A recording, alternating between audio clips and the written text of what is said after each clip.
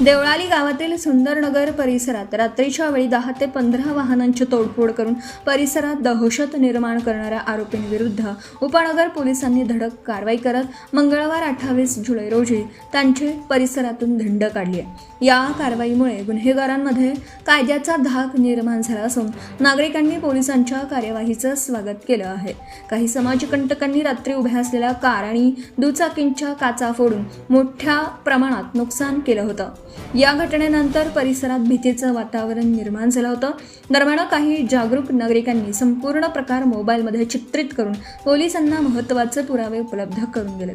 घटनेची गंभीर दखल घेत उपनगर पोलिसांनी तातडीने तपास सुरू केला आणि आजम शेख, इजान शेख तसेच समीर राठोड यांना ताब्यात घेतला। त्यानंतर नागरिकांमध्ये सुरक्षिततेची भावना निर्माण व्हावी आणि गुन्हेगारांमध्ये कायद्याची भीती निर्माण व्हावी या उद्देशाने आरोपींची सुंदरनगर परिसरातून धिंड काढण्यात आली।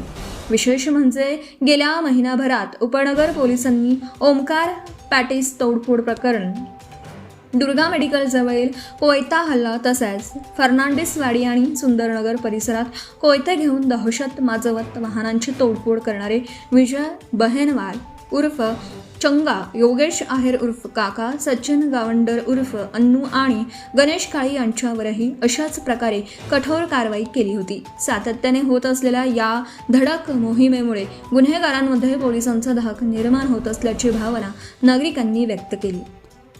दिंडी दरम्यान पोलिसांनी नाशिक जिल्हा कायद्याचा बालेकिल्ला असा स्पष्ट संदेश देत गुन्हेगारीला थारा दिला जाणार नाही असा इशारा दिला। तसेच नागरिकांनी कोणतीही गुन्हेगारी घटना लपवून न ठेवता तातडीने पोलिसांना माहिती देऊन सहकार्य करावे असं आवाहन करण्यात आलं।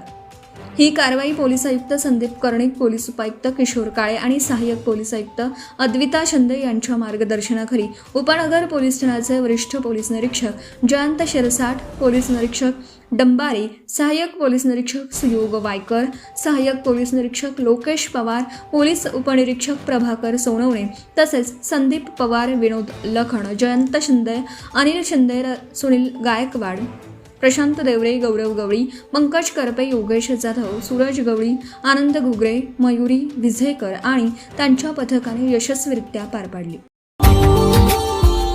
Subscribe now and press the bell icon. Never miss an update.